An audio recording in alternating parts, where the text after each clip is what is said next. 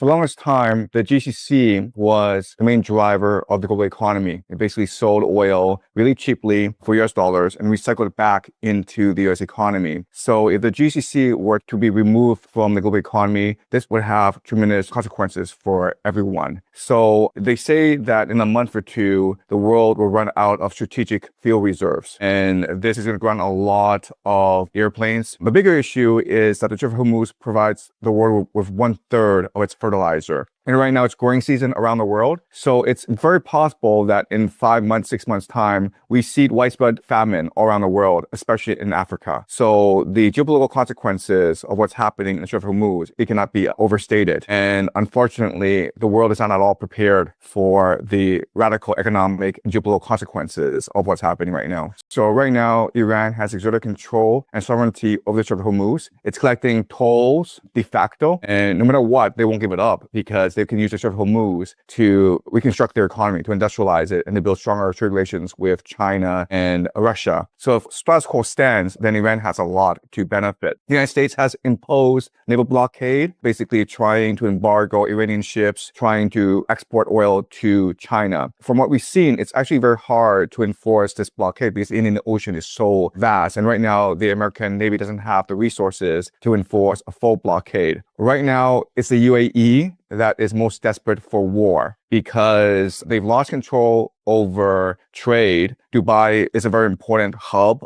for trade and for finance in the Middle East, and its reputation has been shattered. And the only way for the UAE to regain its reputation as a safe harbor for transnational capital and for trade is by extinguishing the Iranian threat once and for all. Saudi Arabia is in a very precarious position because the Iranians control the Strait of Hormuz, but they also, through the proxies, control the Red Sea. And then Israel wants to see this war continue because Israel has the ambition for greater Israel. So Israel has already discussed or warned that they will attack Turkey and Egypt next. And this is all part of the Greater Israel Project. So I think that the situation in the Middle East, it's a powder keg. And it's very, very hard for the status quo to maintain itself. And eventually we will see a breakout of regional hostilities again, possibly with American airstrikes against Tehran, possibly with the Israelis creating a false flag incident in Strait of Hormuz, very much like the Gulf of Tonkin incident, which is what accelerated the Vietnam War. And so I don't really see things as staying as they are, but I wouldn't be surprised if the status quo were to maintain itself for the next 3 to 5 months. The reason why is that Trump does not want to be seen as a loser. He needs something to distract people's attention. And it's very possible that they come to a tentative agreement that is not at all sustainable. And then Trump switches his attention to Cuba. Right now, the Americans have imposed an embargo on Cuba.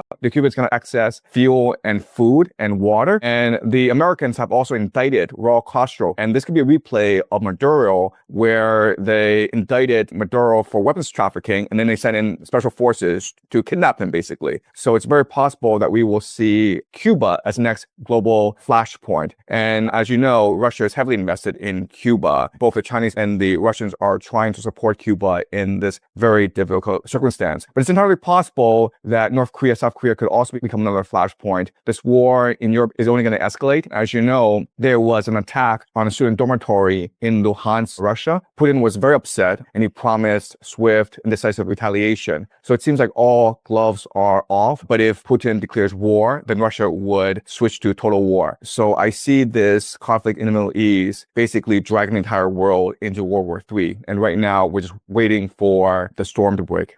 America is running against the clock. America has a bomb on its hands. It's called the national debt. Right now, America has $39 trillion in debt. And so America spends about $2 trillion annually on interest payments alone. And so the only way to sustain its debt is for America to force people to continue to buy U.S. treasuries. And right now, what we're seeing is a sharp increase in U.S. treasury yields. And so America can't afford to wait, because if you just wait, everyone's going to dump their U.S. treasuries. Right now, Japan and China are dumping their U.S. treasuries. The GCs are also dumping their U.S. treasuries in order to buy gold, in order to finance their economies now that they can't sell oil. So America has a very short time frame to conclude this war in the Middle East. It cannot afford to wait, because if it waits too long, then its entire economy could collapse. We don't know the specifics, but we do know that it's a ticking time bomb. So it's impossible for America to retreat from this war. And the reason why is the national debt, $39 trillion. And if America were to retreat from Iran, it would signal to the world that America is a paper tiger. It can no longer enforce dollar as a global reserve currency, and they'll be forced to dump U.S. treasuries in order to finance their economies, especially the GCC. So retreat is just not an option. It's also not an option to continue the war as it is, where America bombards Iran continuously. And the reason why is that over those 6 weeks, when America was bombarding Iran continuously, they spent about 4 years of munitions. So their stockpile is depleted, right? So they cannot continue this air war. It doesn't get you anywhere.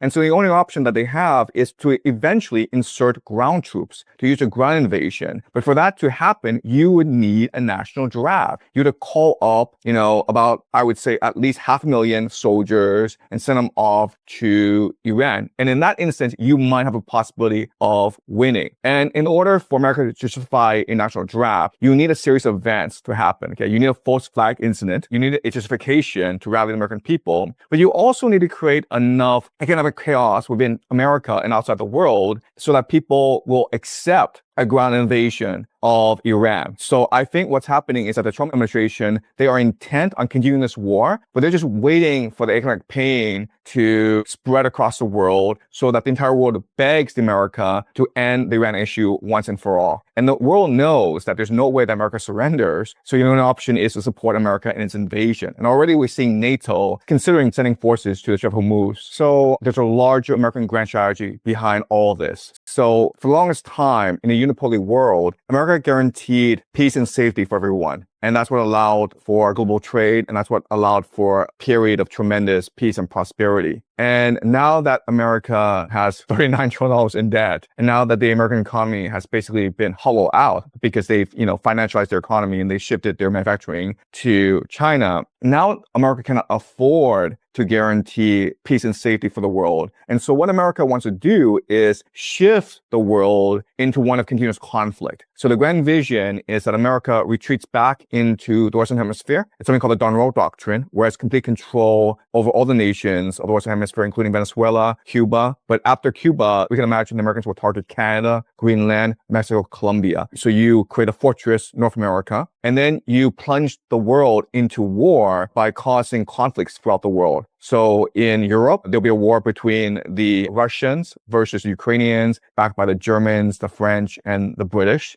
And while this war is raging, America will provide financing, armaments, and resources to Europeans to ensure that they will fight this war to the last European. And by doing this, the Americans can sustain their national debt and grow their economy. In Asia Pacific, we're seeing the same thing played out, where the Shangri-La Forum just concluded in Singapore, and China did send a representative, but China was not there. Peter Hegseth was there, the Japanese were there, the Filipinos were there. I think what's going to happen is that the Americans retreat from the Asia Pacific and let Japan and South Korea do more of heavy lifting. And they'll be backed up by American allies in the first island chain, specifically the Philippines. And the goal is to force these nations to come in conflict with each other so that they're now, again, forced to buy American armaments and resources. And so that's the world that America wants to create, a war of continuous conflict, which is very similar to World War II.